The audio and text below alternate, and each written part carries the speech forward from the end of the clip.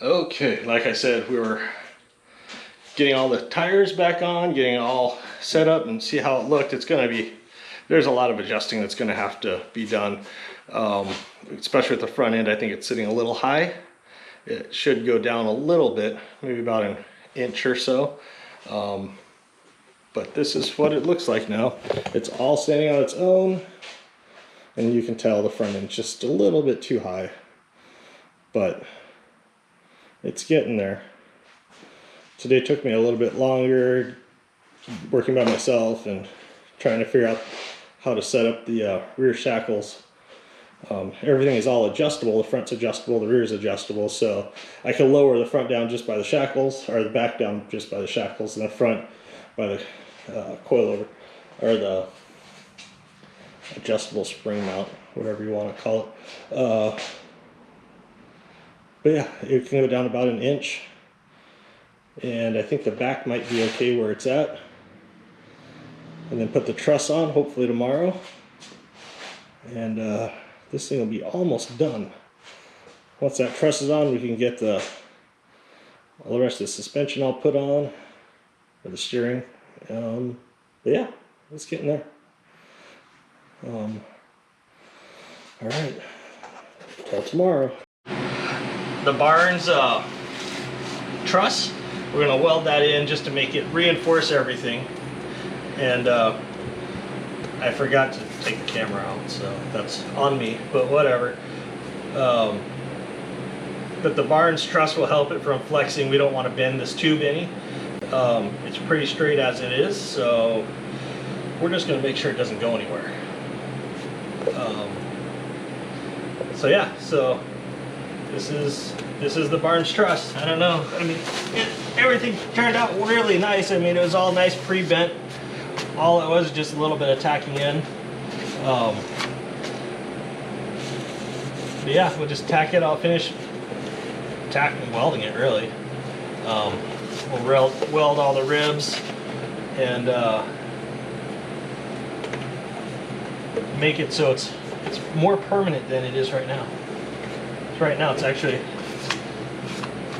be pretty good when it's done. That's for sure. This here out of the way.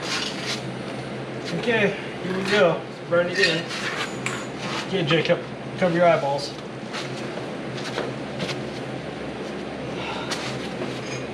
You ready? Yep. Good.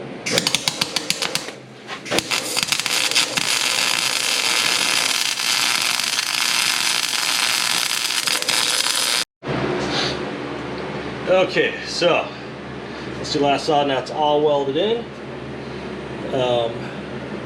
Everything looks to be pretty good. Had to do a little bit of modifying on.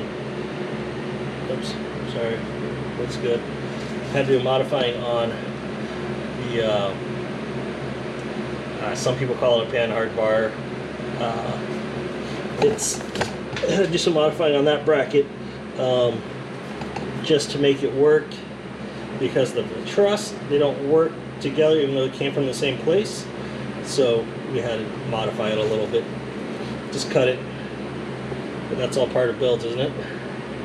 So, okay, now we're going to put the wheels on and see where it sits. I mean, all of our arms are pretty close to being parallel. You know, it's not bad. Looks pretty good.